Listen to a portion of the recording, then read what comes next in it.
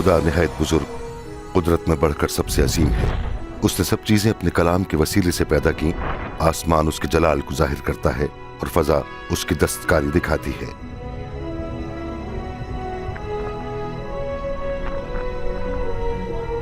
खुदा की पैदा की हुई हर एक चीज अच्छी थी। हर चीज खुदा की अजमत, बुजुर्गी और कुदरत की मजहर थी।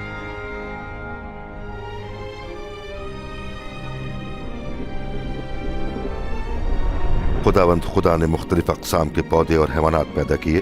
चुनांचे खुदावंद खुदा ने जमीन की मिट्टी से इंसान को बनाया और उसके नथनों में रूह फूंकी, और यूं इंसान जीती जान हुआ।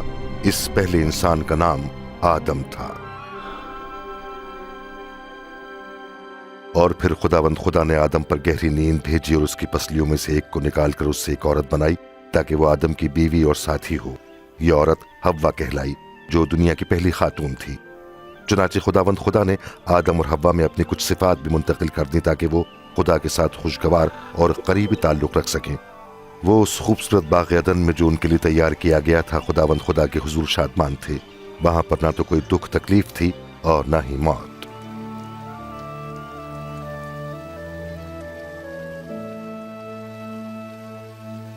खुदावंद खुदा ने आदम को हुक्म दिया कि तू बाग के हर दरख्त का फल खा सकता है, मां सिवाय एक के।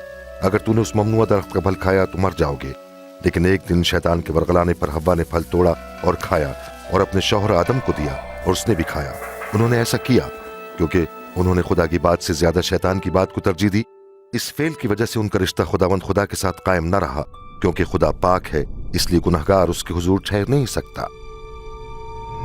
तब खुदावंद खुदा ने आदम और हव्वा को बाग अदन से निकाल दिया।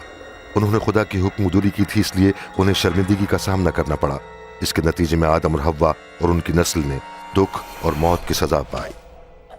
मेहरबान और रहीम खुदावंद खुदा ये मंसूबा रखता था कि किस तरह बनी आदम के साथ रफाकत को बहाल करना है, ताकि वो हमेशा उसकी बादशाही में रहे।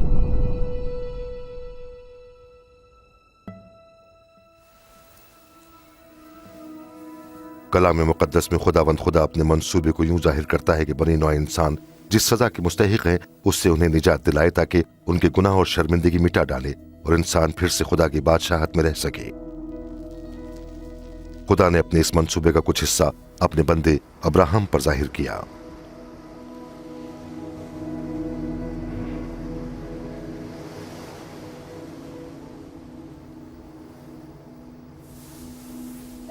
अब्राहम ने खुदा पर भरोसा किया और उसकी ताजीम की।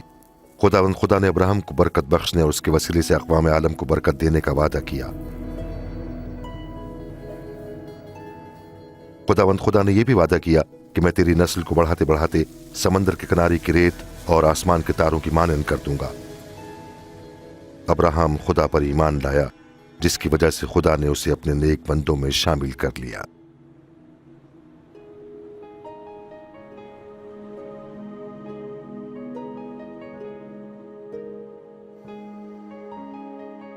एक दिन खुदावंद खुदा ने अब्राहम को आजमाया कि आया वो उस पर भरोसा रखता और उसके अहकाम की फरमा बरदारी करता है।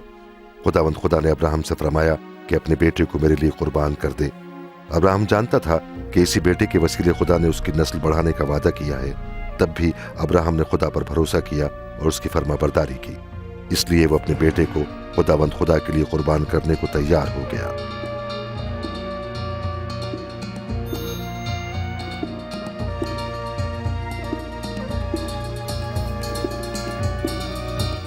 अब्राहम ने अपनी छुरी उठाई, लेकिन खुदा ने अब्राहम से फरमाया कि लड़के को नुकसान ना दे। मैं जानता हूं कि तू मेरा खौफ मानता और मेरी फरमा बरदारी करने को तैयार है।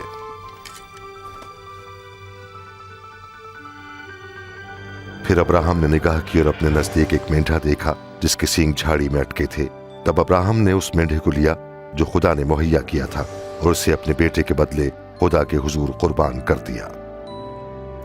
जब खुदाए रहीम और करीम ने अब्राहम के बेटे के एवज मेंढा कुर्बान होने के लिए मुहैया किया, तो उसने इंसानों के लिए अपनी अजीम मोहब्बत अब्राहम पर जाहिर की, ताकि बताए कि उसकी मोहब्बत वैसी ही है जैसी एक अच्छा बाप अपने बेटे से करता है।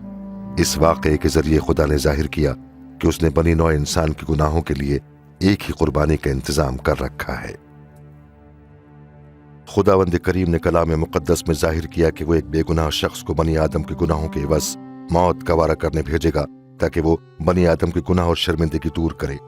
وہ اس عظیم قربانی سے ایمان لانے والوں کے لیے خدا سے رفاقت کا دروازہ کھول دے گا تاکہ وہ ہمیشہ خدا کی قربت میں رہیں۔ نبیوں نے اس شخصیت کو مسیح کہہ کر مخاطب کیا۔